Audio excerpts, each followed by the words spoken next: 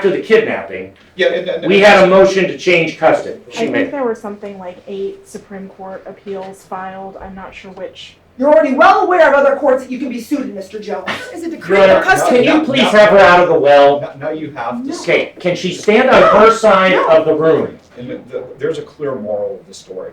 We are responsible for our actions.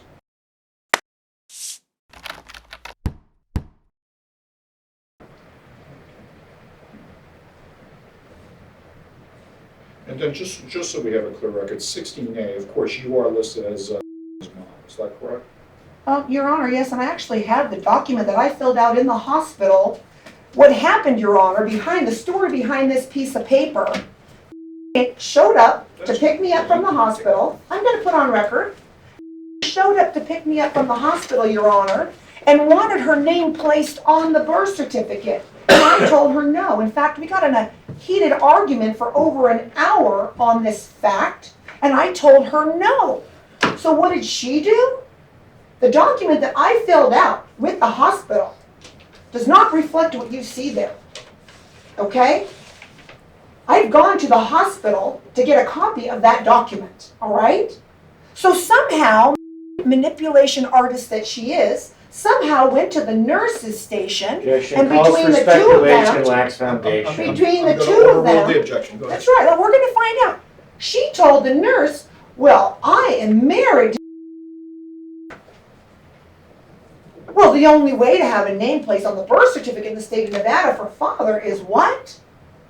Marriage. She already testified that she's not married to me, never was. Somehow she manipulated. Stop.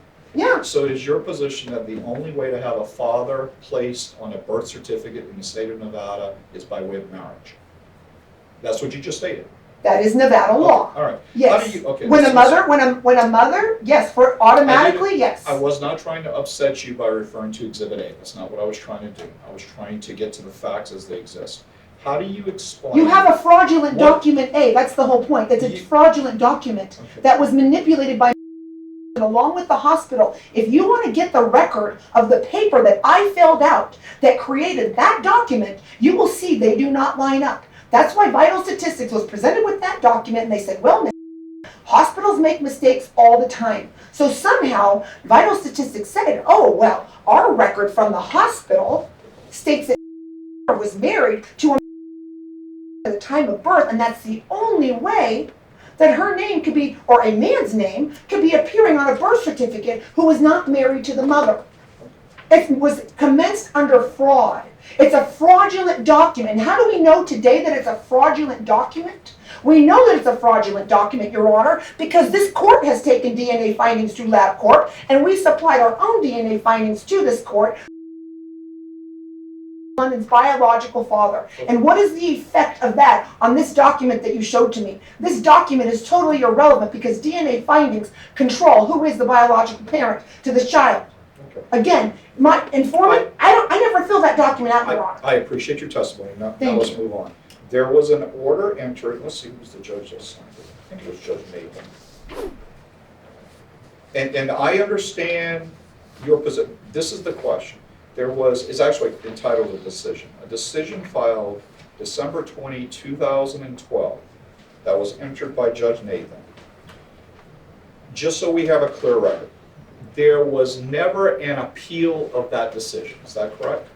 Your Honor, there was never a ruling to appeal. I understand your position, but I need a record. Yes, there was, Your Honor. There was an appeal of that decision. Yes, January 5th, please pull the case summary, Your Honor. I supplied this court with a case summary for a specific reason, Okay. so that you could see how the case is gone. Ma'am, instead of getting all heated, let's take it. You stole my kid for 12 years. You expect me not to be upset? I have never met you until last year. And I'm sorry you had to take this case, but you know what? That's the problem when you have 12 judicial officers before you, as well as 15 attorneys that can't figure out in the state of Nevada that you can't steal children from parents using the court and guardian ad litem as a parenting coordinator. Let's go down the list. Okay, Margaret Picker, Christine Brewer, Lynn Connick, appreciate- Laula Deeter, I John appreciate- Jones. Okay, you have to stop.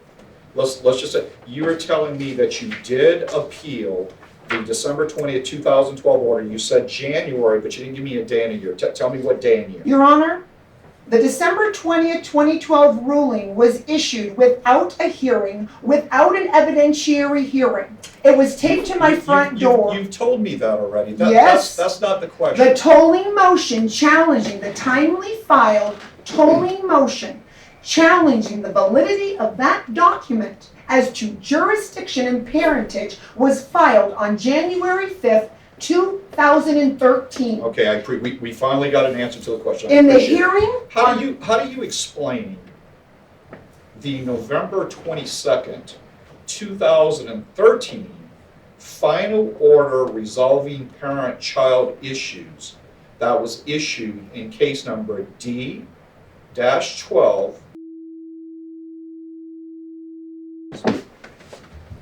the document issued in that case was done through coercion of the attorneys.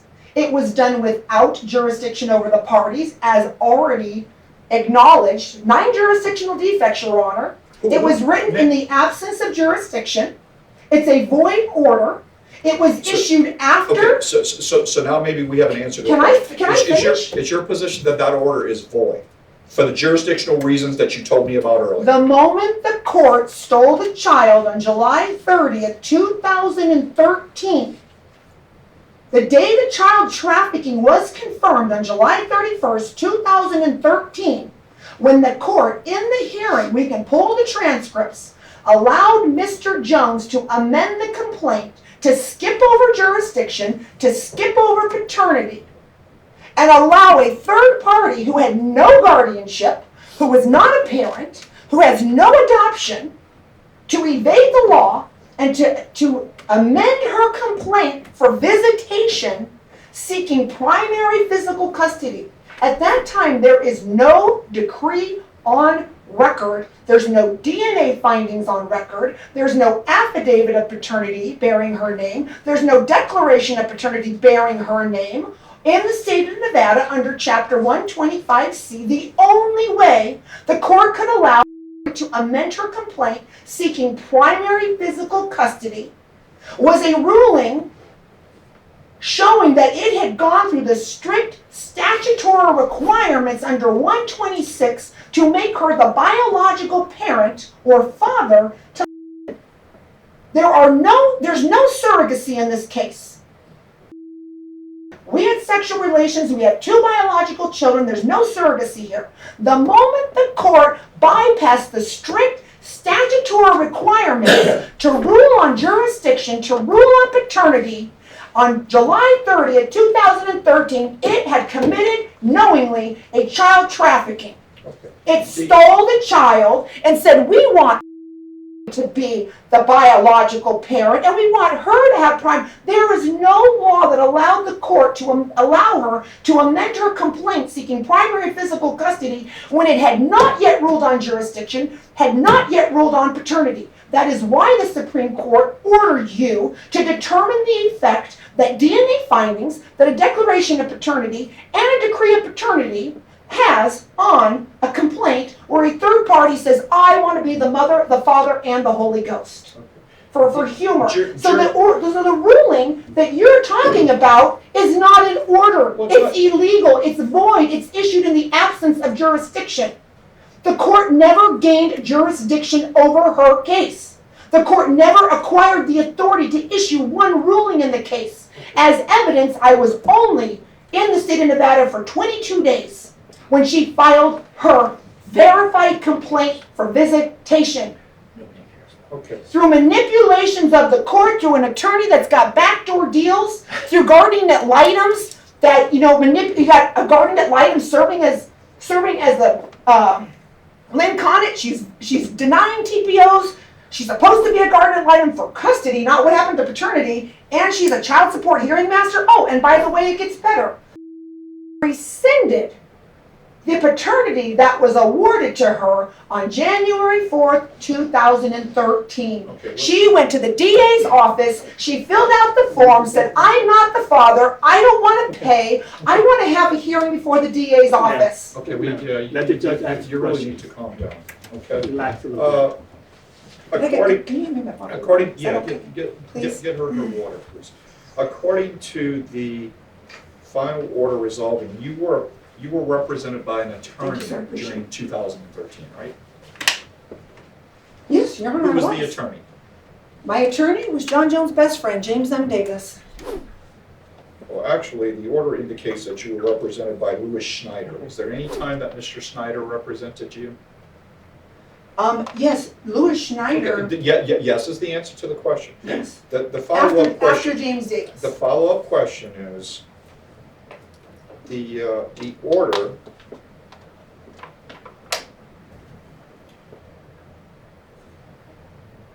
indicates at page 2, lines 3 through 8. The court having accepted the settlement placed on record by the parties, which includes a waiver of the right to appeal, or seek to modify or set aside this order pursuant to several rules of civil procedure as a final, binding, and enforceable custody stipulation and order pursuant to 2 local rules, and for good cause appearing, and then it goes on to order. So you're saying you want, if I understand you right, first off, you're telling me that order is void, and I understand why you said that. My question is, were you in court when this stipulation was placed on record? Your Honor. Yes or no? Was I in court? Yes. It has no relevance here, whether I was in court or not. You never gained jurisdiction over the case. Okay. And you just documented, thank you for reading that portion, Your Honor, because that is the portion that is illegal. A stipulation can only be granted by the court if the stipulation is in compliance with the law. Okay. If this court would like to put on record what law allows a litigant to waive their rights to appeal, right there it tells you on its face that it's void, and a void judgment issued without jurisdiction is void. If this court would like to take a moment and void that ruling and every other ruling in the case, never joined as the plaintiff, was never joined as the minor child. The Supreme Court of Nevada told you if you didn't have the minor child joined, you have no jurisdiction. Jackson versus Hoagland, advanced opinion. I appreciate that. Let's move on to something Your else. question has no relevance because you never had that order confirms the child trafficking. It confirms the blackmail. You want litigants to waive their right to appeal? That is a violation of state law, Your Honor. You got your point Okay, across. You need to yeah, stop. go ahead. We need to Did stop. you get your point across? Let's move on to something else. Was there a time when the district attorney's office collected child support from, yes or no? I didn't know that answer until we were in court the last time when I asked Miss. She stated on record, I'm not allowed to get the payment histories of Mrs. Okay? They won't give them to me. I've tried. That's not really what I'm asking, because you admitted, you had admitted as exhibits, I think it was B. What I'm asking is this, I'm not asking for payment history. Okay. Was there a time when Miss was ordered by the child support court to pay support for, yes or no? Well, that was the question for the district attorney's office, Your Honor, and why they needed to be here to answer the question. Because, Your Honor, there was a proposed order upon consent that was provided to the district attorney that was executed on December 17th, 2012, 3 days before the court, sua sponte, issued its 12/20/2012 ruling. Now, that proposed order upon consent is a proposed order issued by the district attorney because they need to get the money collected from welfare. Now, the district attorney in their, what do they call it? I think they filed an amended motion to quash the subpoena.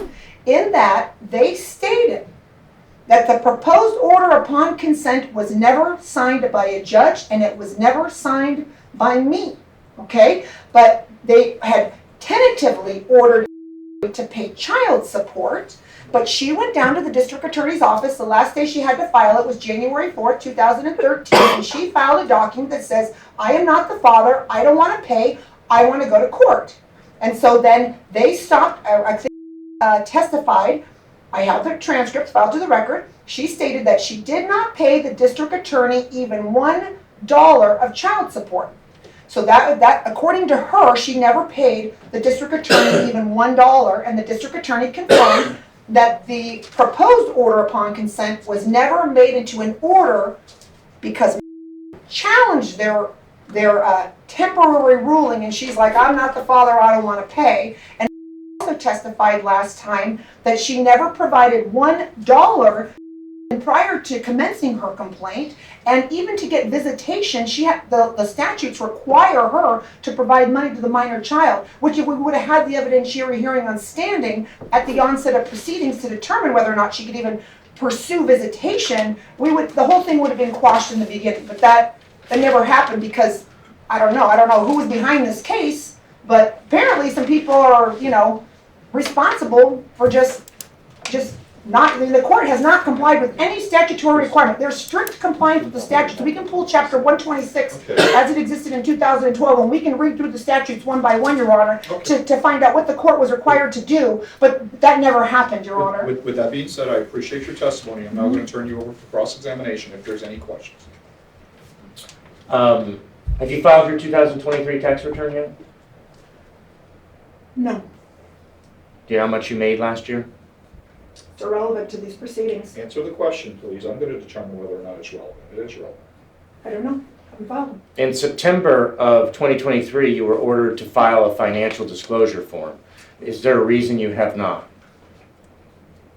I am an objector in this case. This is a petition to prove to the court that she's the biological father. In a petition, Mr. Objection, Jones. non-responsive, move to strike. Sustain. Look, I'm going to ask you it's- yes or no questions. Hold on. It's a simple question. Can you tell me why you didn't follow my order and file the FDF? Your Honor, there is not one order on record that gives you jurisdiction to request my finances. So you question the Where is jurisdiction- the decree of paternity giving Rasmussen a claim to parentage? Where is it? You've answered. Provide it. Move on. Let's call Nye County, let's transfer the decree from Nye County to Clark County, because until you have that decree of paternity, Your Honor, he's asking me questions that pertain to custody, and we're not to custody yet. There's no custody orders here. Okay, she's. There's no custody orders. You have Ma'am. no right to ask me that question, Mr. Jones. We're not dealing with the custody case. We are dealing with the petition where Mary's challenging the court that she's the biological father to my child. None of that's happening right Okay, now. let's stop. Do you have any further questions for him? Well, I mean, I just want to ask her, you understand that, He has no authority to ask that question. Ma'am, listen to the question that's being posed, please. you understand that the Nye County Court concluded your petition there was fraud upon the court and set it aside, right? You know that, right? Mr. Jones, and what law allows the Nye County Court to void a decree of paternity with DNA findings along with the declaration of paternity? Place it on record, Mr. Jones. Are you- You are a licensed attorney in the state of Nevada. You put on record what cogent authority, what statute allows a district attorney to void a true and correct decree of paternity to have the birth certificate. What happened was somebody called up Nye County, Gail Nathan, whoever it was, and says, you guys got it. The moment the district attorney or Nye County courts voided that decree was the moment they committed a criminal act against the minor child, a criminal act against the father, and a criminal act against the mother. And if you think this issue is going to disappear, we'll see you in another court. You're already well aware of other courts that you can be sued in, Mr. Jones. Okay. Are there any other questions? No. Go ahead. No, I'm not trying to cut off your Well, cross-examination. what do you do for a living? The same thing I did when the about this petition seeking parentage. It doesn't really matter right before Yes, it does. Please answer the question. What do you do for a living? I am a bartender. You're a bartender at Mandalay Bay, is that right? That's correct. You still do banquets and special events, or do you work in a specific restaurant or bar? I'm an on-call worker. Okay. How many hours a week do you work? It varies. Are you working full-time? No, Do you have insurance benefits from Mandalay Bay? they pay by the hour. You pay the difference. Okay. And what is your hourly rate? I haven't looked. I know there was some new negotiations with the contract, but the last time I checked, I think I made about $18 an hour. And is there tip compliance added to that? We are taxed 100% on our tips there. Right, but meaning they put an extra amount on your paycheck that you're taxed on, right? It's called tip compliance? No, I do not have tip compliance because I am taxed on 100% of the tips that I make there. There's no compliance. There's nothing to comply to. If I make $150 in tips, the $150 is put on my paycheck, Mr. Jones. And your last paycheck, how much was it? I have no idea how much that. I don't have any further questions, Your Honor. Okay, man, you can step down. Well, wait, I want to be fair. You have the right to conduct redirect. Well, I'd like to put Laura Deeter back on the No. stand. I would never finish. For you to testify. Oh, for me to testify? Yeah, you Oh, want to do okay. redirect. Perfect. And look, I'm not going to let you go through everything that you told me before, okay? Well, I already got through 5 of the jurisdictional defects, Your Honor. So the fact that we're having an evidentiary hearing today, 9 days before becomes an emancipated minor under Nevada law. She's already considered an adult at 17. But the fact that she will be legally emancipated in 9 days, statutes require her presence. So the other jurisdictional defect, you never joined the case. I think the date you joined her was September 26, 2013. Ma'am, what you do, hold on. What you're doing right now is better set for your closing argument, because what you're doing is you're trying to testify the law to me. That is more appropriate for closings. Oh, okay, so you want me to ask myself a question? Well, let's get through the evidence so that we can go ahead and conclude the case and you can argue. You've already argued 5 of them, now you've argued 6, okay? But let's get through the evidentiary portion. Okay, the court please put on record what is the evidence that we currently have in the case so that I can see Well, what I'm we gonna need to make add? specific findings. You will hear the evidence as No, I find it. I need to see whether I need to present further evidence to the No, case. the answer to your question is no. You're your own attorney. You're responsible for keeping track of the evidence that's been presented. Well, you won't allow me to have my notes, so I'm pretty much blindfolded right now. Another procedural defect when the court doesn't allow the mother, the biological mother to the minor child, I appreciate as an that. objector to a petition to even look at her notes. I appreciate that. All right, I'm going to ask you to go ahead and step down. That will be the conclusion. Okay. Ms. Deeter testified last time. I really don't need to hear any more from Ms. Deeter. With that being said, you've already asked Mr. questions. I know, that's what I'm thinking. Well, she's got 20 more minutes. Miss Interpreter, are you okay? I'm good. I'll just have to log off like 10 minutes before so that I Okay. can Well, go to the other department. Because I have to turn off this Zoom to go to the other one. Okay, So I it understand. would have to be a few minutes before we left. I understand. What we're going to do now is I'm going to go ahead and consider evidence closed, okay? I'm going to allow you guys to argue with which Miss that's really what you want to do with the procedural or the jurisdictional defects that you're arguing. So Mr. Jones, I'm going to allow you to go ahead and go first. I'll be very brief, Judge, because the actual evidence portion of the case is, compelling and constitutes substantial evidence to support the court's findings. You heard the testimony of the guardian ad litem. You unfortunately know a lot of the history of this case, but the guardian ad litem, thinks that there could be benefits to having all 3 people on the birth certificate from an inheritance standpoint, and we don't have an objection to that, if it's possible. Are you kidding? In 12 years of litigation is an objection, Your Honor. Can't I do apologize. Okay, step down, Johnson. Ma'am, I'm going to ask you to I do me- apologize, I Ma'am, apologize. Look, I'm just going to ask you to do me a favor. I'm going to write my notes, I'm sorry. This is closing argument.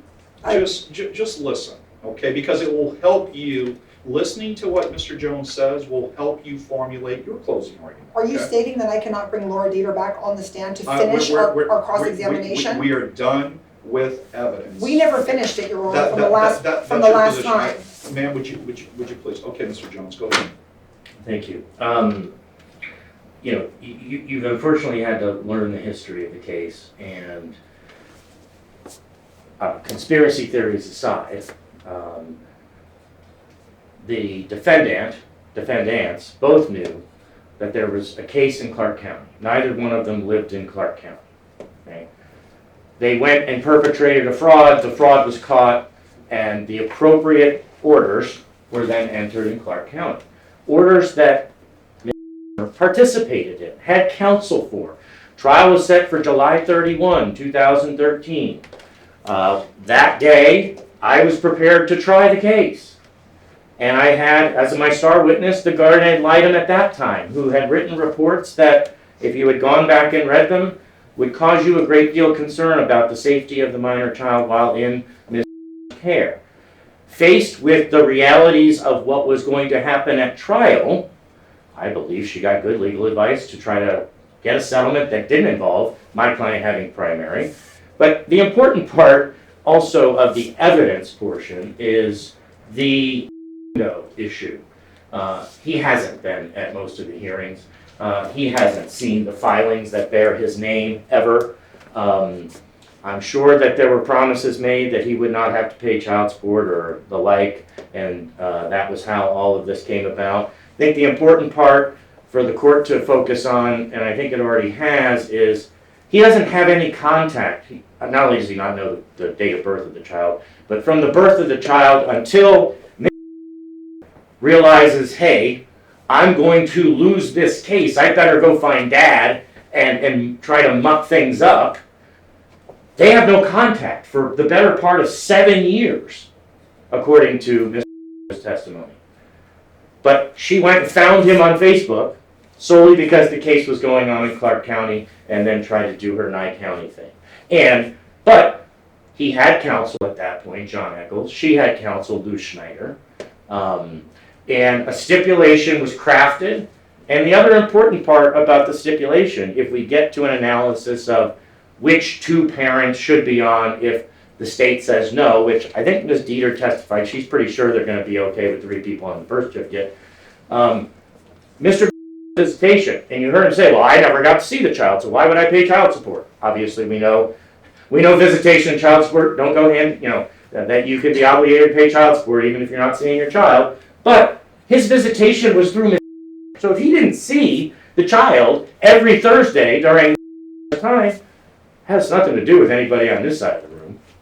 So I think those facts indicate to the court, or give the court sufficient evidence that if there were only 2 parents allowed to be on, it would be my client and the consistent with the original certificate of live birth. So that part is fairly straightforward and easy, and there's substantial evidence upon which the court can rely. The other issues that I had pending, obviously, were, when we set this evidentiary hearing, was also to sort of confirm what was originally the temporary order after the kidnapping, that my client had primary custody. I mean, she's had it since 2018.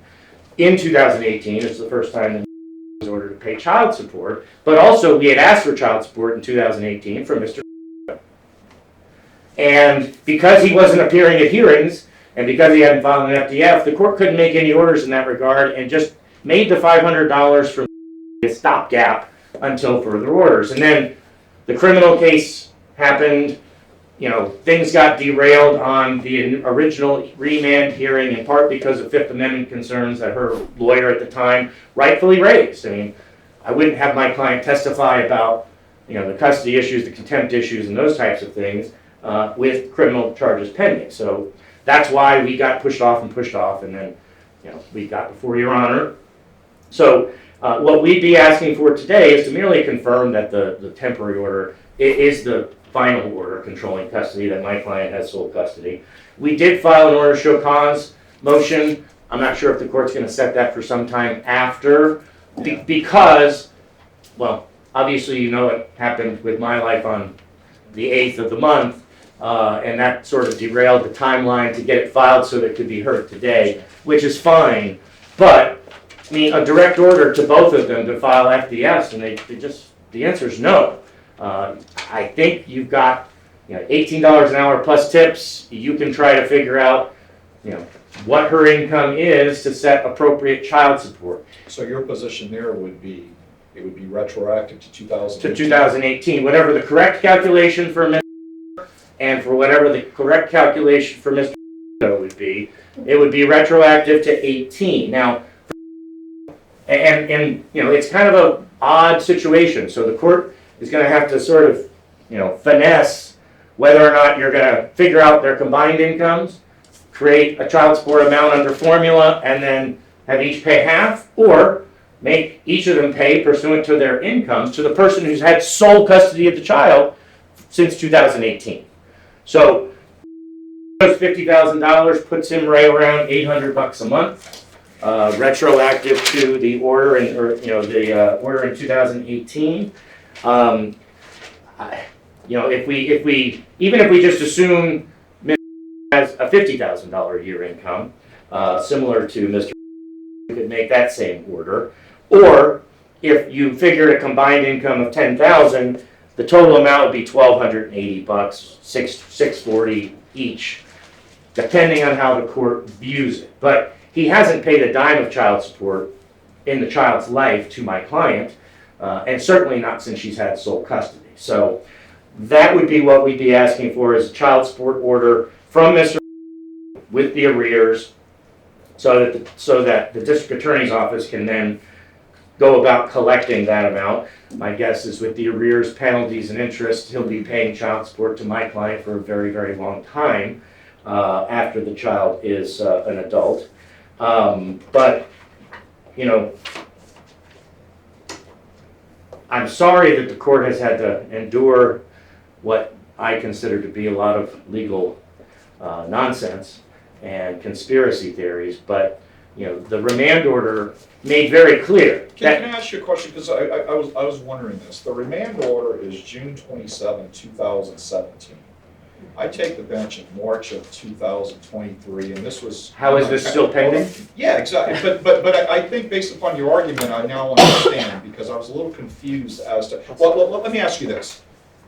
Why was it still pending until March of 2023? Well, because the court, Judge Harder, did not want to hold the remand evidentiary hearing without holding the hearing on everything. Meaning, because we had after the kidnapping, we had a motion to change custody. Hold on, that's kind of what I'm getting to. How, and I appreciate not wanting to testify because of the potential for the Fifth Amendment, blah, blah, blah. But how long did that continue to go on? For a while, it was basically the order was in place, and the criminal prosecution happened, and I'll tell you when that finally got resolved, but then obviously once it was resolved, before we could get it back on calendar, we had the tragedy of Judge Harder, and then the reassignment to Your Honor. If I may, Your Honor. Yes, ma'am. I think there were something like 8 Supreme Court appeals filed. I'm not sure which. I don't think all of them were during that time period. Oh, that's but right. There were various. So Judge where the Harder court was divested of the appeals were jurisdiction. divesting the court. Yeah, and there was no motions for honeycut relief or anything of that nature occurred. And thank you for that, Ms. Deeter, because Judge Harder was well known for being very sensitive to taking any action once an appeal was filed. And I actually now remember him saying, well, I can't do anything for you right now because you filed another appeal. So that's why this has sort of lingered. But the issues regarding the birth certificate are actually far more simple than most would think. I agree. And one other question. In relation to the November 22nd, 2013 final order, when did the quote-unquote kidnapping occur? Give me a year. that occurred in 2017. 2018. Oh, 2018. October. So the parties abided by a joint custody order from 13 until 18. There were certain violations, pickup orders were needed, things of that nature, and then the child was taken and not returned, and there were a span of months that my client testified to where she had no contact. Okay. But the one thing that the Supreme Court always wants to ignore about the Supreme Court remand order is they specifically go out of their way to say she didn't appeal the November 2013 order. There was no challenge to that order. Well, when I read the opinion, they actually make reference to the 2012. The 21 as well. No, it's actually 2012. 12, right. If I recall right, and I'm going to review the opinion again. But- I shouldn't say the opinion, I'm gonna review. I the have it order right vac- here, there's no mention of it, Okay, Your Honor. hold on, I'm gonna review the order vacating judgment again, but I'm pretty sure that they referred to that 2012. In reviewing the testimony. it It's not appears- referenced Ma'am, here. stop, please. In reviewing the testimony, it appears that testified the abduction was 10/18 of 2018. Mhm. All right. That's correct. Move on. But, and my read of the remand order, just so you know, is that she didn't, they were focusing on the final order from November of 2013 when they said she did not appeal that, so, you know, even if we were going to consider her other comments, the The fact that it Supreme wasn't Court's appealed. wrong, Your Honor, they make errors, don't they? Ma'am, do you really need to do that? You know, some things amaze me, and I can kind of see a pattern. If you think for 1 second that sort of conduct in a courtroom helps your cause, that sort of conduct does not help you. It's very inappropriate. It's disrespectful. But in any event, would you please just wait and let him finish, and then you're going to be given your opportunity, okay? Finish up. And I'm almost finished, Your Honor. You know, you heard the testimony also of the. I'm sorry to interrupt. I really need to log off. Like I said before, Mr.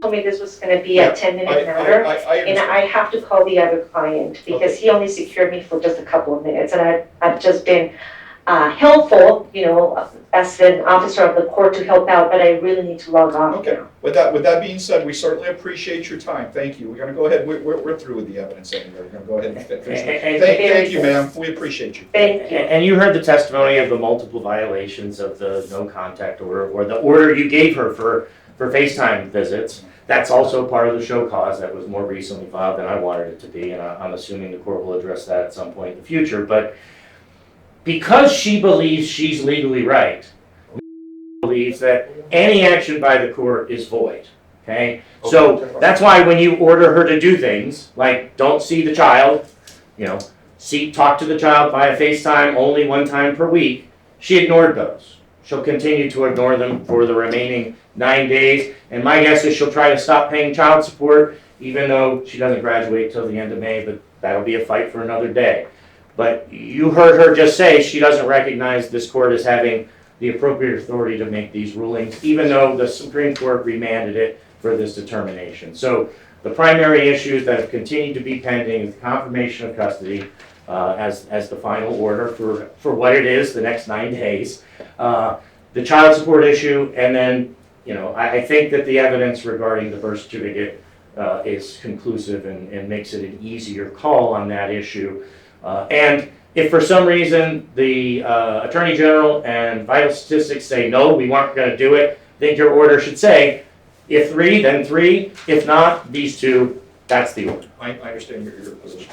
Thank you. Okay, Miss, I'm not gonna take any argument from Gordy and Lime, I don't see the necessity of that. Miss, your opportunity, go ahead. All right, thank you. First, I want to put on record that this evidentiary hearing on petition for paternity under Nevada Revised Statutes 126 cannot be concluded today. I think it's inappropriate of this court to take closing arguments when the statute itself requires an appearance from the district attorney.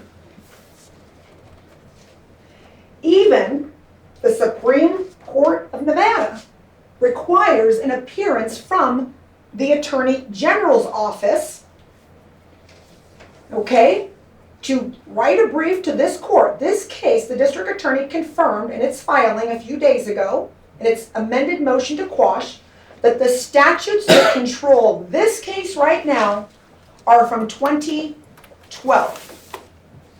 In 2012, in the state of Nevada, there is no law that allows a third party, not biologically related, or married to the mother, or married to the father, or who does not have a registered domestic partnership with either of them.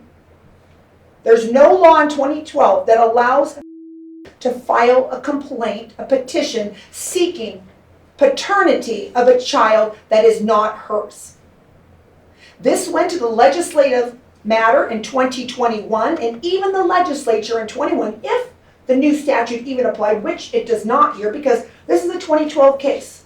It states, you must have a decree of paternity adjudicating the biological parents before a third party can commence an action under adoption, chapter 127.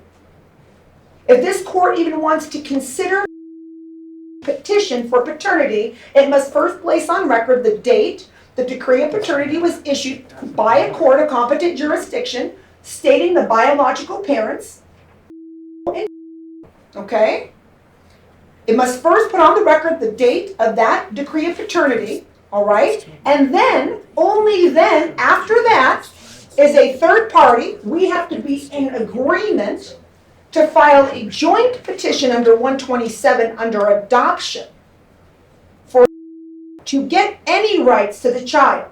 Now, doesn't matter, Your Honor, because those statutes didn't even exist till 2 years ago. This is a 2012 case. John Jones himself has just established through 10 minutes of conversation that this evidentiary hearing that was ordered in 2017, you're trying to spin the case, you're trying to take a new law that doesn't apply to this case because it was conceived naturally. There's no surrogacy here. He's trying to spin a web to somehow help you exercise judicial discretion when you have no discretion, to somehow put a third party on a birth certificate in violation of not only state law, Your Honor, but it also is a clear violation of federal law. Now, Nevada receives federal fundings from the federal government. The federal government, in order for Nevada to receive those federal fundings, is required to strictly comply with the paternity statutes. He said in September of 2012, I want my parental rights established. Just because the court failed to meet the statutory requirements, never gave it the authority to issue a ruling without conducting a hearing, violating the due process of the minor child herself and her mother and her father. Now, let's just look at the statutes. I mean, this is before even the Supreme Court got involved. Right here, let's establish jurisdiction, NRS 126.091. Each district court has jurisdiction of an action brought under this chapter. The action may be joined with an action for divorce, annulment, separate maintenance, or support. Well, Ms. testified to this court she's never married to me or. That's the first step. The court has to acquire jurisdiction over her complaint. A person, item number 2, a person who has sexual intercourse in this state thereby submits to the jurisdiction of the courts of this state. Doesn't say Clark County, doesn't say Nye County, of this state as to an action brought under this chapter, chapter 126. The court refused to put on record what chapter we're operating under here because we don't know, but according to the Supreme Court's ruling, we're operating under 126. With respect to a child who may have been conceived by that act of intercourse. I put on record that was conceived through the act of intercourse, naturally. There's no surrogacy here, Your Honor. If an action, item number 4, if an action to establish paternity is transferred, remember it's a state-by-state jurisdiction, transfer from one judicial district in this state to another judicial district in this state, the district court to which the action is transferred shall not require the petitioner, not the plaintiff, petitioner, to file a joint petition to file additional documents with the court, that we shall not be required to file additional documents with the court or provide additional service of process upon the respondent to maintain jurisdiction over the parties. So you have a case with procedural deficiencies, 10 jurisdictional defects. You have a paternity action commenced by the biological father, commenced by the biological mother, provided the DNA findings to give Nye County the jurisdiction in the state of Nevada to issue a decree of paternity, And we can point out that the decree of paternity that's based upon DNA findings pursuant to Nevada law in 2012 required, it's not even an option, the court has no judicial discretion, required the court to issue a decree of paternity. A decree of paternity formally corrects the child's birth certificate to remove the erroneous name listed as father, which there's nobody in this courtroom by the name of, we've already established that a million times, to remove the erroneous name from the child's birth certificate and to add is what the language on the decree provided by the state of Nevada, to add. Now that decree of paternity was issued on October, or not, I believe either October or November 3rd, 2013 by Nye County.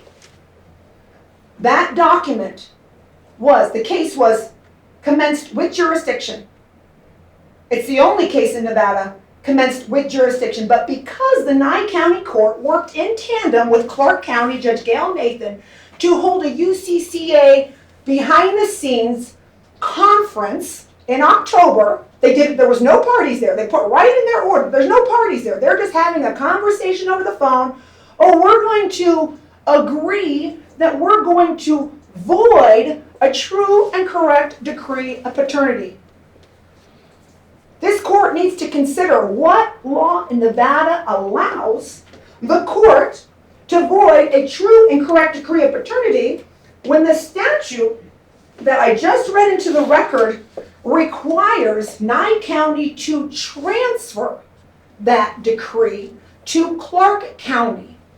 And because we were judicially estopped by the court itself to adjudicate paternity for our daughter, which that is our inalienable right, our birthrights, our daughter's birthrights, constitutional rights to have our paternity established legally in any county in this state. And so what if it's in the wrong county? You transfer it to Clark County. And that never happened. And because the court judicially estopped two biological parents, we had to commence a second properly commenced paternity action, D17-P. Notice how complaint is a -C case, and this is a -P case for paternity. Okay, Your Honor, now, you can reopen that paternity action after you refused to rule on 3 of the motions that we filed last year, and in that case that's sealed under paternity, this court, Your Honor, Gaudet, issued a ruling on 3/8/2024 and stated that case is the lead case that you're denying decree of paternity or declaration of paternity, whatever, or paternity order, because we're to litigate our claims as biological parents somehow through. Now, the caption of that case is in the matter of the petition by petitioner. This case is in the matter of the petition. Now, I notice, Your Honor, you did not cite one statute that requires you to consider this case a lead case when the minor child was never even joined to this action until September 26, 2023. I were issued a decree out of the state of Nevada, doesn't matter which county, back in 2013. This is exactly why right here on page 2 of the Supreme Court's ruling, it states, we vacate the district court's order. Vacate. It wasn't reversed. Portions of it weren't returned. We vacate the district court's order because the court failed to consider whether Nevada law permits a child to have more than 2 legal parents before entering its order directing the amendment of the child's birth certificate to reflect 3 legal parents. Additionally, the district court ordered the amendment of the child's birth certificate despite the fact, not opinion, the fact it had failed to recognize the father's paternity in a written order. That failure, Your Honor, as commanded by the Supreme Court of Nevada, requires this court to apply the law, the written order, the decree of paternity, the declaration of paternity, whatever name you want to give it. Okay?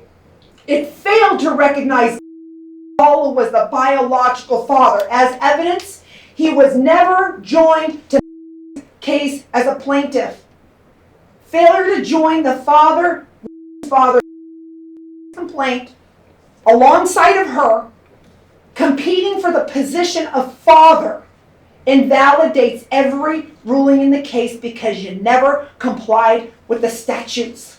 Judge Harder never complied with it. Lisa Brown never complied with it. Gail Nathan never complied with it because everybody thought they were just going to legislate from the bench and create their mythical statutes and just do whatever they're going to do. Okay? The Supreme Court told you failed to recognize the father's paternity in the written order, while the father and appellant, which is me, executed a voluntary declaration of paternity, which has the same effect as a written court order under NRS 126.0531 that does not need to be adjudicated to any court record. The district court failed to consider the effect of such a paternity declaration when a prior court order already established two people as a child's parents. We know that in Nevada law, according to the district attorney's website, which is critical, the DA isn't here to testify, the attorney general isn't here to testify for vital statistics, you have outstanding litigation, and the child was joined and she's not even here. Regardless, the effect of DNA findings along with the declaration of paternity and a decree of paternity have on the order issued without a hearing on December 20th, 2012. The order is meaningless because that's what the effect is in Avila, advanced opinion issued in 2022, Jackson versus Hoagland, advanced opinion issued in 2016. We also have Francesca versus Pernia, which clearly, item by item, explains from the Supreme Court what the district court is supposed to do. Even in Avila, the Supreme Court ordered the lower court to take the DNA findings and to issue a decree of paternity based upon those DNA findings. The fact that this court has failed in 12 years to align the parties properly, to join the minor child, right here, they say, lastly, the child's interests are directly impacted by the district court's decision. Yet the child was not a party to the proceeding that led to the district court's order directing the amendment of her birth certificate, see NRCP 19A, requiring the joinder of a party where the party has an interest in the action and the disposition of the action in the party's absence may impair or impede the person's ability to protect an interest. Failure to join the child, as in Jackson versus Hoagland, means the judgments are void, nunc-pro-tunc, with no force, no effect, and void orders can be challenged at any time. There is no statute of limitations. Just because you fraudulently litigate a case in the absence of jurisdiction for 10 years, 15 years, 20 years, it doesn't matter. Okay? It says NRS 126.101 allowing a child to be made party to the action. Your Honor, you refused to even hear the Supreme Court ruling. I filed a motion seeking your disqualification. And Judge Jerry Weiss, who also presided over 4 years of criminal proceedings in this case, instructed you to follow the Supreme Court remand. But you came to some senses in your declaration and said, I'm going to follow the Supreme Court remand. So this court didn't even start to gain jurisdiction over this petition for paternity until September 26, 2023. Okay, That is the day you should join the child. Because now you're being accusatory towards me. You had filed, It's in the record, Your let's Honor. make sure we have a clear record. You had filed a motion asking for many, many things in relief. I gave you time to argue your motion. I addressed each thing you raised in the title of your motion one by one. I apologize, although it was your fault, because you didn't raise in the title of your motion the evidentiary hearing and the remand, okay? Right when that was brought to my attention, I gave you your evidentiary hearing. Go ahead and finish with your closing. The title of a motion is irrelevant to what is being, you have to read the motion, Your Honor. There could be 10 bullet points are not going to be in the title, Your Honor. It says right here, the child shall be joined as a party to the action prior to the evidentiary hearing, so the child may have an opportunity to present argument and evidence at the hearing. She was 17 and a half years old when she was joined to a petition seeking paternity over her. Paternity, biological paternity. Chapter 126. Not biologically related, okay? It sounds laughable, but that's where we're at. Is required to be heard by this court at 14 years old, pursuant to statute, unless she gives written permission for somebody else to speak in her behalf. If this court does not have written permission from to have somebody speak for her, this court has a duty, not only to the law, but to this Supreme Court, vacate and remand to have her here today. I want to put on record that herself opened her own bank account, went to her banker, wrote a notarized affidavit, and filed it into this case on February 26, 2024. And in it is her affidavit that she does not want to be involved in her life on any level, not as a parent, not as an adoptive parent, not as a guardian. That is the child's voice right there. That is her argument. Since she is not here today, Ms. was served with a subpoena. She is in contempt of this court for refusing to produce the minor child who is required to be here by statute, required to be here by the Supreme Court of Nevada. I'm not sure how you're concluding proceedings without her, because joining the minor child means the first step after you joined her, you, Your Honor, were to bring her into this courtroom at 17 and a half years old and ask her, does she want this court to proceed with a petition seeking paternity over her? And it can't be paternity because it's only reserved for biological parents. It can only be adoption, it could be guardianship, but it cannot be paternity. There's no surrogacy here, Your Honor. Remember, we're operating under 2012 statutes. That's it. On the footnote, we note that if the district court's decision may mandate a change to the child's birth certificate, it may be appropriate to permit the state registrar of vital statistics to present argument on this issue as well.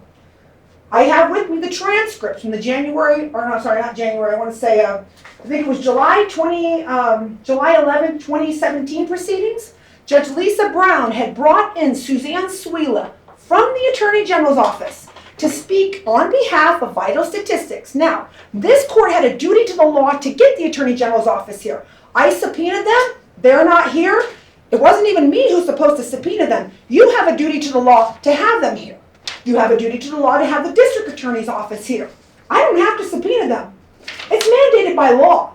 The fact that the DA is not here, the AG is not here for vital statistics, to change the birth certificate, to remove an erroneous name, and to add the correct biological father, if we need the vital statistics to be here for that, then they need to write a brief. They need to present legal authority that allows this court to break the law and to consider somebody who's completely unrelated. Okay? Because the child is a minor, well, at the time they wrote this, Your Honor, 2017, she was under the age of 14.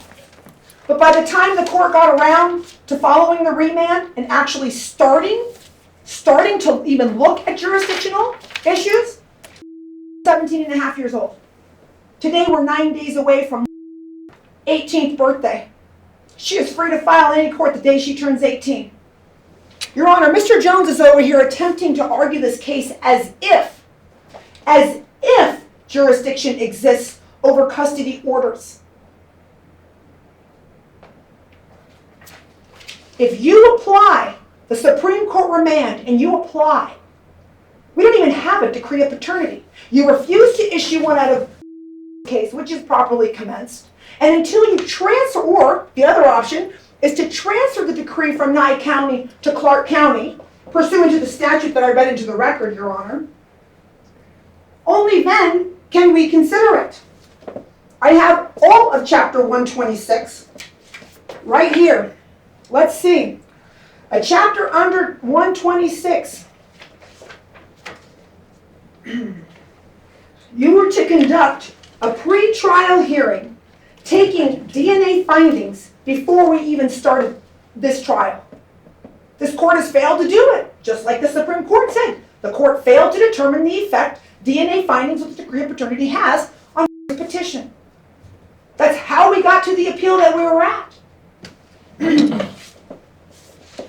And once you take DNA findings, you are to place on the record a proposed settlement.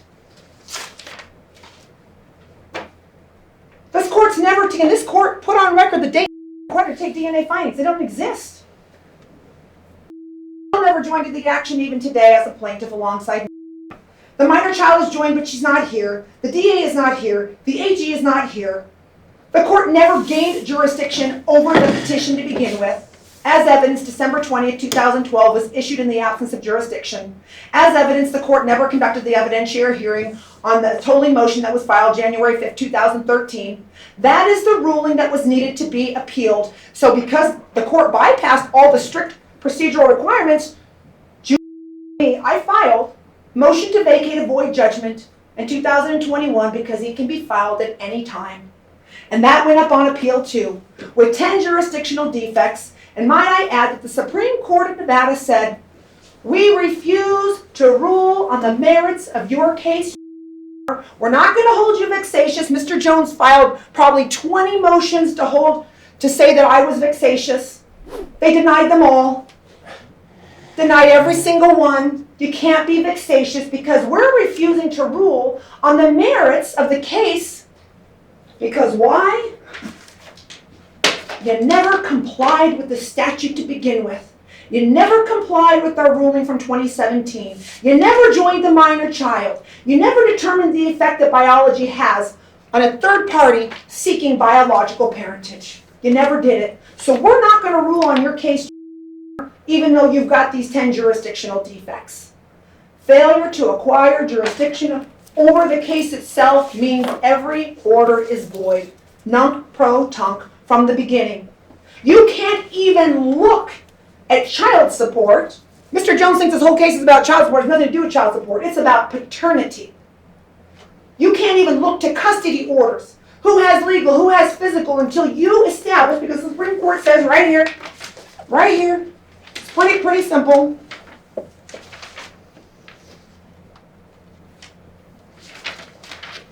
See.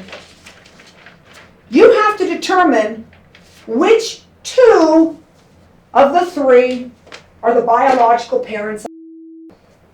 You need a decree. Without a decree of paternity, with the corrected birth certificate, not a fraudulent birth certificate that you guys want to spin a web, because paternity can be challenged until the child is 21 years old. Mr. Jones acknowledges the court. We've been in court repeatedly with more than a 10,000-page record for 12 years, objecting to the proceedings that have taken place in this courtroom illegally in the absence of jurisdiction. I don't care how you spin it, how you flip it, how you spin it. Without a decree of paternity, the case is not ripe for any custody orders. Just because the judges got together and decided to steal the child from their biological parents, take her away from her baby brother, and the only time in this court was when she was 12 years old in front of Judge Harder. And she told the court then, I want to go home to my mom and my baby brother. And the court denied her 3 times, and she could have been here today to testify to this. And then Judge Harder asked her, is there anything else you want to tell the court? Well, because you won't let me go home to my family, Your Honor, I would like to go home with my grandma then. And then he cut her off after that. So, Your Honor, child support only comes after we determine which 2 of the 3 are the parents. Not only that, child support can't even be considered under statute. You can only go back 4 years maximum, number 1. Number 2, child support cannot be modified within 6 months of the child turning 18 years old. It's on the DA website. I provided it to you in the pleadings. I got a screen capture of their nice little thing. I supplied to you the copy right on their website. Child support, non-negotiable. Testified she received money every single month illegally. It's illegal child support because we don't have a decree of custody. You want to try to spin a web that, this order issued in the absence of jurisdiction is somehow a decree of custody. Please, Mr. Jones, cite to the record, where is a decree of custody? Can you please have her out of the well? Now you have to. Okay, can she stand on her side of the room? I will will not- stand. There is No, no, stop for a second. You will not refer to him that way during your closing argument. Address me. okay, I'll ask you, if the court could please place on record the date a decree of custody was issued in this case. As evidence, there's no decree of paternity. Where is the decree of custody? Okay, are you just about done because you beat I- that horse to death? Okay, I all appreciate right. your position. Okay, well, it's not a position, it's the law, Your Honor. In order to examine custody, you have to have a decree of paternity. You cannot put the cart before the horse as gone on for 12 years. That's why I stated on record. There's no financial disclosure forms until you determine. If you go, I'm gonna have to cut you off. No, you don't have to. Yeah, this is my courtroom. I get to say what I goes on understand. here. You wanna break the law? No, I mean, like, if you wanna go pull the forms for Okay, paternity, ma'am, there is no ma'am, financial disclosure Ma'am, form. you're going back to the same argument over and over, and I appreciate it. I'm gonna give you one chance, couple of more minutes to just conclude. Tell me what it is you're asking me to do. Okay, could you please place on record the date, the declaration of paternity, naming this, along with a decree of custody, giving her, I mean, as the IRS has already established, where's her petition for adoption? Where's her petition for guardianship? She has no biological relation to the child. There's no surrogacy here. Where is her petition that establishes a claim to render a decision on the case? You have Okay. this court has no I need option. to cut you off. You're arguing the same thing over and over. Okay. Let me be really concise. Tell me what it is you're asking me to do based upon the eloquent argument that you made. I am asking this court to deny petition seeking biological parentage under Chapter 126, Okay, denied in total. okay, I understand. That's appreciate your argument. that's the only legal conclusion this court can come to based upon And all of the evidence. I just said I understand your position. Okay, thank you very much. Go ahead and be seated. It is now 11:23. What I want to do is I want to break, and I hope you guys don't mind, but I'm going to take a couple minutes. I'm going to organize my thoughts so I can go ahead and announce my decision. Do not go anywhere. Wait outside. I anticipate it's going to take me about 20-25 minutes to organize my thoughts so we can go ahead and face a decision. Okay? Thank you very much. We'll go off record. All right, we are back on record in case number D-12-C, the matter of versus. Let the record reflect the presence of Ms. as well as her attorney, the presence of the guardian ad litem, the presence of Ms. and the presence of Mr. The court has considered the evidence that was presented and is ready to go ahead and announce its ruling and judgment. This matter was brought back before the court. Mr. Jones, I'm going to ask you to take notes because I'm having you prepare the order for today's hearing. This matter was brought back to the attention of the court pursuant to an order vacating judgment and remanding that was issued by the Supreme Court and filed June 27 of 2017. The entirety of the order consists of 4 pages with signatures, of course, appearing on the last page. And there's some really relevant language that appears in the order. I'm going to refer to the first page, and this is basically the second paragraph. The appellant, in this case, gave birth to a child while she was involved in a romantic relationship with respondent. And both parties are listed in the child's birth certificate, with respondent listed as the father. After the relationship ended, respondent sought custody and the district court concluded that respondent was the child's parent. Thereafter, appellant located the child's biological father, and once a blood test confirmed his paternity, he signed a voluntary declaration of paternity. After all 3 parties agreed to a custodial arrangement, appellant filed a motion to amend the child's birth certificate to list the father's name. The district court granted the motion and ordered that all 3 parents' names appear on the child's birth certificate without the designation of a mother or father. On appeal, appellant argues that the district court had no legal basis to order all three parents' names listed on the birth certificate, and that the district court should have ordered respondent's name removed. The court goes on, we cannot grant appellant her requested relief as she failed to request the removal of respondent's name from the child's birth certificate in the district court in the first instance. In fact, appellant received the exact relief she had requested, as she only moved to have the father's name added to the child's birth certificate. Because appellant failed to present any argument to the district court that the father's name should replace respondent's name, this issue has not been fully developed before the district court, and we are unable to consider it. And the court goes on to cite a case. The court goes on, regardless, we vacate the district court's order because the court failed to consider whether Nevada law permits a child to have more than two legal parents before entering its order directing the amendment of the child's birth certificate to reflect three legal parents. Additionally, the district court ordered the amendment of the child's birth certificate despite the fact it had failed to recognize the father's paternity in a written order.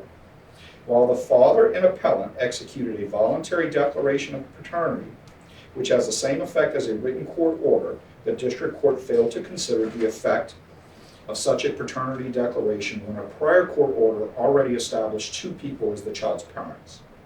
Further, the fact that appellant did not appeal the prior determination recognizing appellant and respondent as the child's parents may be relevant to whether she can request respondent's name removed from the child's birth certificate. Lastly, the child's interests are directly impacted by the district court's decision, yet the child was not a party to the proceeding that led to the district court's order directing the amendment of the birth certificate. Accordingly, we vacate the district court's order and remand this matter for the district court to hold an evidentiary hearing to determine whether a child can have three legal parents under Nevada law, and if not, which two of the three parties below are the child's parents. The court shall also consider whether appellant may seek to remove respondent's name from the birth certificate when respondent's parentage was previously established and appellant failed to appear from that order. That's the directive of the order vacating the judgment. With that being said, it is There's a very, subsequent ma'am, ruling, this is Your Honor. not, you have had your chance. 2022, there's a subsequent ruling from the There- Supreme Court. You have had your chance. What is very important is to review the pleadings, and if I'm not mistaken, there's over 800, I don't have the specific number, but there's a ton of filings in this case, okay? And the court took time and went through them previously. This matter was commenced on September 19, 2012 by a complaint for custody. Of course, the complaint was filed by the plaintiff in this action, that being an answer and counterclaim were filed on October 23 of 2012. That answer and counterclaim was filed by, what I found really, really interesting, when I look at the complaint and the counterclaim, there's no real issue. It's clearly a custody case, okay? But what I found interesting when I jumped forward in the file, June 10th of 2017, Ms. filed another document. She again called it an answer. But this time she called it an answer to complaint for custody, counterclaim for paternity. And that date's important, June 10th of 2017. What is that? That's a period of over slightly less than 5 years since the time she had filed her initial answer and counterclaim. In reviewing the court file, there was a decision, and it's actually entitled decision, that was filed December 20th of 2012. Perhaps of most importance to the determination of this case, there is a document which was filed November 22nd, 2013. The document is entitled Final Order Resolving Parent-Child Issues. In that final order, Mr. had already been brought in. It appears that he was confirmed as the child's father, and by the way, each party to the action at that time had competent counsel on their behalf. So now we have three parties, we have three attorneys, And most importantly, as of July 31st of that year, we have a stipulation being placed on record. That stipulation is actually quite extensive. And it provides terms pertaining to legal custody, physical custody, and many, many other things. But it's very, very important to this case. You can't stipulate to something illegal, Your Honor. It's a, Ma'am, right if you there, it's a interrupt me, violation. again during the pronouncement of my decision, Okay. I will respectfully have you removed from this court. Okay. Interestingly, Ms. on July 16, 2014, what is that? That's approximately 8 months after entry of that final order and almost a year after the stipulation had been placed on record. Ms. files a motion for clarification of birth certificate. Within a very short period of time, from what I see, there was an order entered, but the order left the issue of the birth certificate open at that time. But nonetheless, there's a notice of appeal filed by Ms. in November of that same year.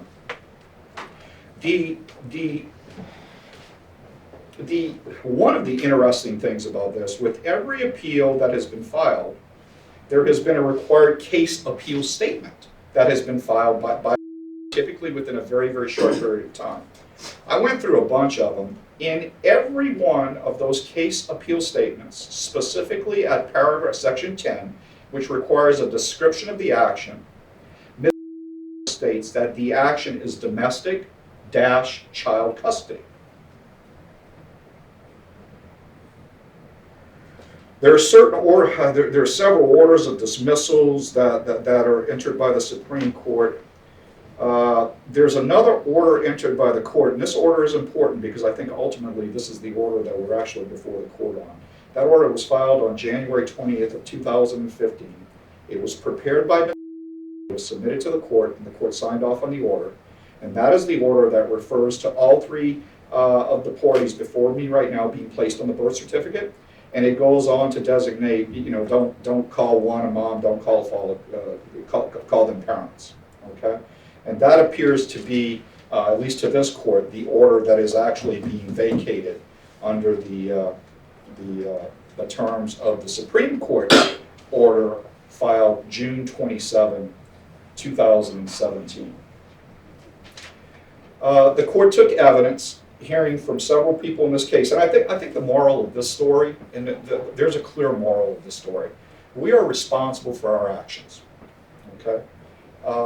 And to come before the court and say, no, I want to comment on Mr. first. Mr. I appreciate your testimony. The reality of the situation is you did not even know about this child until she was well into her formative years.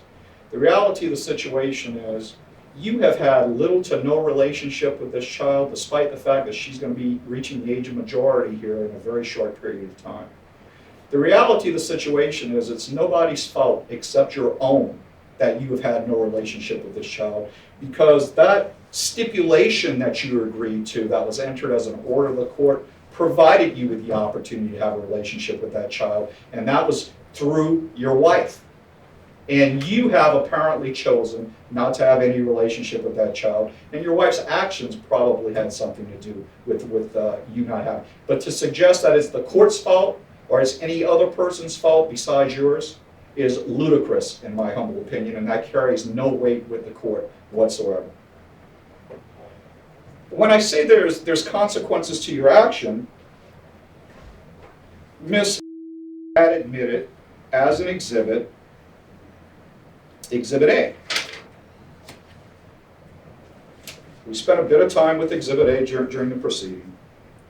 Exhibit A is a certificate of live birth, certificate of vital record from the state of Nevada. Once again, this was admitted into evidence at the request of Ms.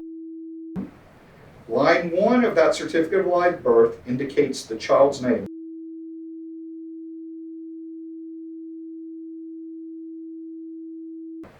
And Mr. So you know, it confirms her date of birth, 2006. That certificate of live birth goes on to confirm that is the mother of the child. And it goes on to confirm that the father is, perhaps most importantly, and this is all important, but perhaps most importantly, there's an informant section where a person certifies that the personal information provided on this certificate is correct to the best of my knowledge and belief. And lo and behold, it's Miss name that is indicated on that certificate. The other exhibit which the court found interesting was Exhibit B, once again offered and admitted into evidence by. That document is entitled Notice of Proposed Order Upon Consent. It is a document that was prepared by the District Attorney Family Support Division. It is to petitioner or petitioner's attorney, and it goes ahead and it provides some terms. What I'm going to refer to as page 2, although they're not numbered, it's page 2 of the exhibit. It has a box that is X'd. The box says paternity. 2 more lines, another box that is X'd.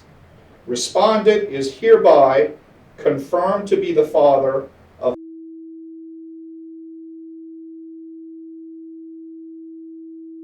2006.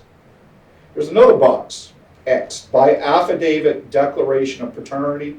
For the record, the respondent in this case, which is case number OR-12-174139, is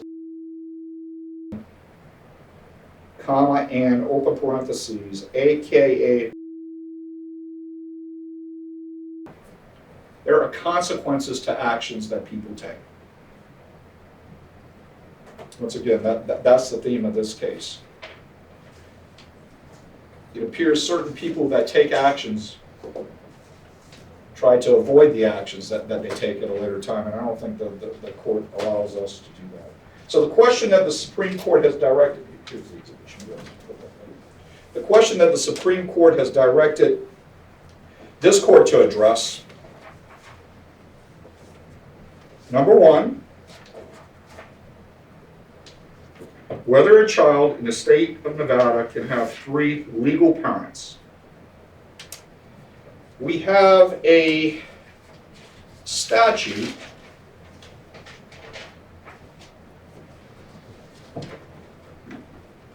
that gives us some direction on whether or not a child in the state of Nevada can have 3 legal parents. That word is very, very important, legal parent. Okay. As of June 2021, Nevada law recognizes that a child may have a legal parent and child relationship with more than 2 persons. This subsection does not preclude a determination by a court that a child has such a legal relationship with more than 2 persons. I am quoting this language directly from the case of Rosie M. versus Ignacio 138 Nevada Advanced Opinion 49. It was decided on June 30th of 2022. Now, Ms. argues that that statute was promulgated after the decision that was made, or the order that was entered, I guess I should say, directing that all 3 people be listed as the child's parents on her birth certificate. She has a point. It was after the fact, but the fact that the statute, and by the way, I found this interesting. I actually went back and looked at the legislative history of the statute, and I saw that it actually appeared during the, what do they call it, negotiations, during the argument concerning the content of the statute. And if I remember right, she specifically argued against the statute being adopted, and her argument was apparently not given very much credence by the legislature because the statute was ultimately adopted. But in any event, Your Honor, no, it wasn't. in any event, It was there. in any event, And it was said only a. I have asked You need you to one more remain second. quiet. Last chance. Last chance. Okay. However, I think the adoption of the statute shows where the state of Nevada has progressed with regards to legal parentage. That there is a difference between biological parentage and legal parentage. So finding number one I'm going to make, I am going to make a specific finding that Mr. is the biological father of the minor child at issue. Second finding I'm going to make, I'm going to say that the state of Nevada, the law of the state of Nevada permits more than two people to be set forth on a child's birth certificate as the legal parent of the child. I think the law supports such a finding, and the facts of this case certainly support such a finding. Number two, the Supreme Court asked me to do. If I were to find that the state of Nevada did not permit more than two parents under our law, which two of the three parties should be listed as the child's parents? I've already determined that the law does provide, but I'm going to take it one step farther. If the law didn't provide, it would be this court's findings that regardless of the biological tie between Mr. and the minor child, he has exhibited no desire to take care of this child, promote her welfare, and honestly to have any relationship with her whatsoever. So if the law did not provide for more than two parents listed on a birth certificate, this court would specifically find that the two parents that should be listed on the birth certificate are Ms. gave birth to the child and Ms. who the court will certainly consider to be a legal parent of the child.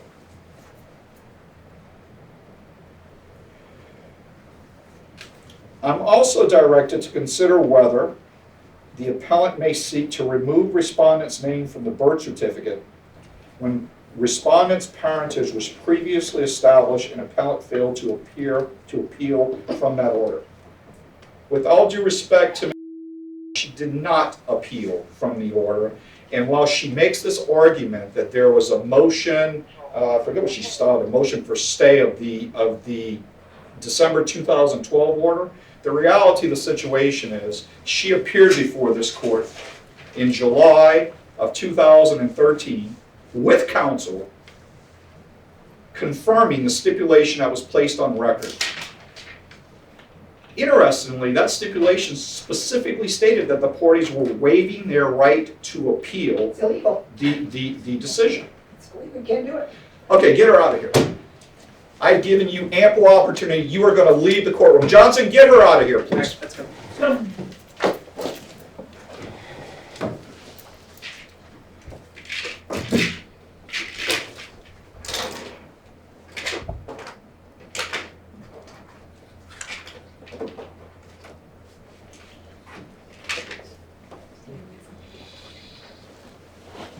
See you in federal court.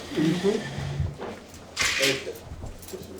That stipulation specifically waived the party's right to appeal the final order resolving parent and child issues. With that stipulation and the history of these parties, the actions of these parties, in referring to the plaintiff in this action as a parent to the child, by way of birth certificate and by way of child support filing, this court finds that Ms. is not entitled to remove Ms. name from the child's birth certificate. The last thing the Supreme Court directed to be done was to join the child as a party to the action. Child was included. She had a guardian ad litem appearing for her today, and that part of the court's order was satisfied. I'm going to enter some other orders. Okay, Mr. No, you let somebody get you involved in this, and you've been involved in this for a long time. Everyone has a right as a biological parent. Everyone has an obligation as a biological parent. Okay. At this time, I'm going to calculate your gross monthly, I'm going to determine that you have a child support obligation for this child that you brought into this world. At this time, I'm going to find your gross monthly income, I believe it's 4167. Hold on, let me get my notes.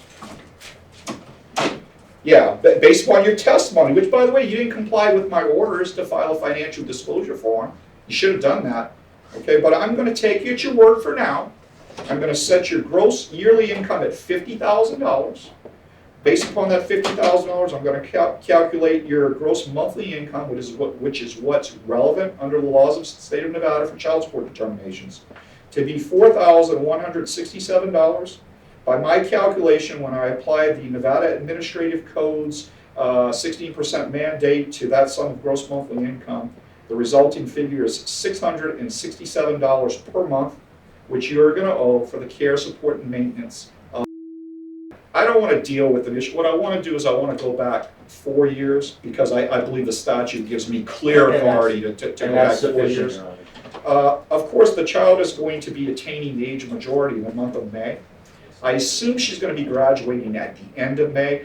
The obligation is going to cease upon her graduation from high school. However, the total amount is going to be calculated based upon that 4-year period of time, reduced to judgment, with Miss free to collect by any other means. When I look at the statute is very, very specific on what we do in this sort of arrears, in this sort of situation involving this amount of arrears. The biological father's obligation of $667 a month is going to continue after the child emancipates and graduates from high school until such time as the arrearage is satisfied in full. The arrearage will carry legal interest or interest at the legal rate until such time as satisfied in full. I don't want to deal with any penalties or anything like that. I want to make it as straightforward as we possibly can. Yes. With regards to Ms. obligation, I heard nothing to say that she hasn't been paying the $500 a month. She has.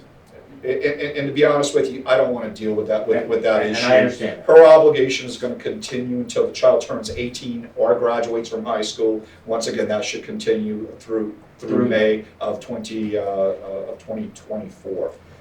With that being said, I think I've covered all issues that have been brought to the attention of the court. Mr. Jones, do you see me missing any issues? The only issue that I believe was before the court was the removal of the temporary moniker that my client got in 2018. I mean, I know it's been 6 years that she's had sole custody, but it matters to her that it's not a temporary. Yeah, from a de facto perspective, that has been what has existed. I will The prevent temporary that. moniker is removed. Yeah, Okay. exactly. Thank you very much. Okay, sir, you would raise your hand. I'm going to let you ask a question. Yeah, I got a question. The question is, okay, I pay the child support, but I not see my daughter for 6 years. Okay, I'm fine with paying child support, but when I can see my daughter? Because the orders say, you know what I mean,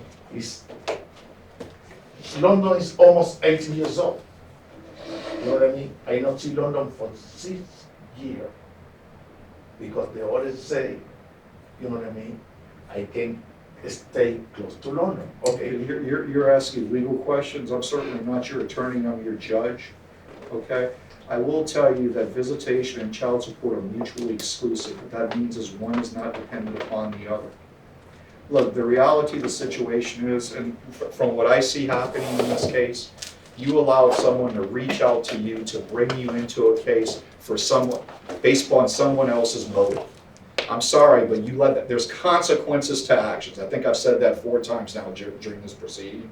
And you allowed somebody else to get you involved in this, and there's a consequence to your getting involved in this. The consequence right now is you will pay child support when Miss has taken on nearly full financial responsibility and obligation for your daughter. No, for I'm fine extended with that. period I'm of fine with time. that. So that's going to be the order of the court. Mr. Jones, I'm going to ask you to prepare I will prepare, the Your order. Honor. If you could please get it done within 10 days.